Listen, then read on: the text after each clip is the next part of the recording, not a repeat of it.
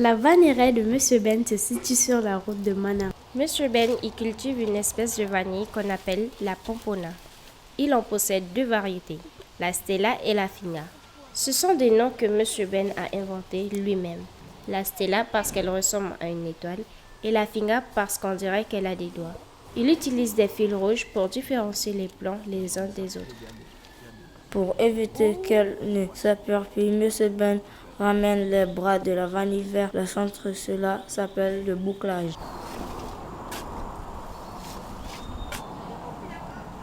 Il faut nourrir les vanilles 1 à 2 fois par an. Pour cela, Monsieur Ben mélange de la suire de bois, du charbon et des restes de canne en sucre qui proviennent de la romerie de Saint-Laurent. Ce mélange s'appelle la bagasse. Nous avons aidé Monsieur Ben à mettre la bagasse dans la brouette et nous avons nourri les vanilles. Cette étape s'appelle le paillage. C'était très amusant. Malheureusement, notre aventure avec la vanille s'est arrêtée ici. Monsieur Ben nous a dit que la saison était catastrophique car il y a eu tellement de soleil et tellement peu de pluie que presque toutes ces vanilles sont mortes de soif. Nous avons été désolés pour lui. Alors nous avons dû chercher des images intéressantes ailleurs et nous sommes tombés sur Monsieur Orlando. Il est cordonnier. Pour lui, peu importe qu'il y ait trop de soleil ou trop de pluie. Et devinez, quelles sont les glaces préférées de Monsieur Orlando? Les glaces à la vanille.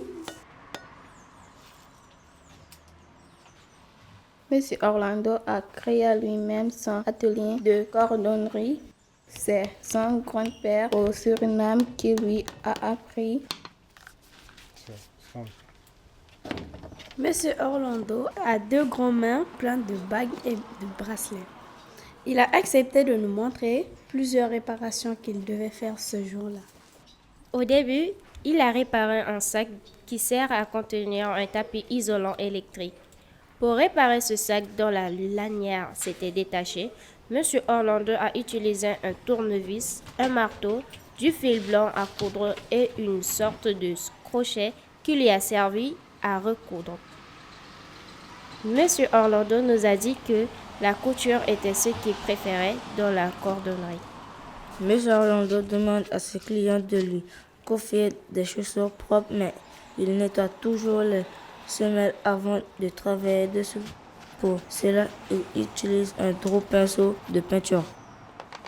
Pour réparer les chaussures, Monsieur Orlando les pose sur un support en métal qui ressemble à une mini-ancre de bateau.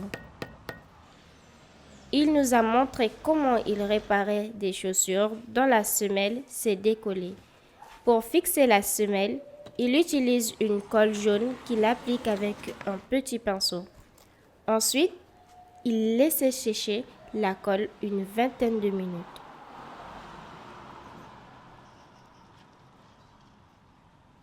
Nous l'avons vu reproduire ces étapes plusieurs fois sur plusieurs paires de chaussures.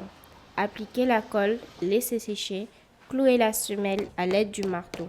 Pour cacher les fils de couture, Monsieur Orlando les brûle. Nous avons aussi vu Monsieur Orlando recréer le talon d'une paire de chaussures pour femmes. Il a coupé le bout de cuir, ensuite il a collé avec la colle jaune. Puis il les a laissés sécher et enfin comme d'habitude, il les a cloués avec le marteau. Monsieur Orlando a ensuite utilisé une huile noire pour teindre le bout visible du talon.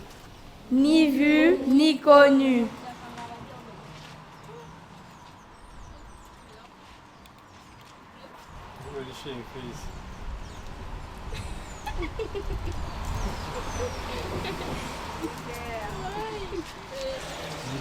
Cheese.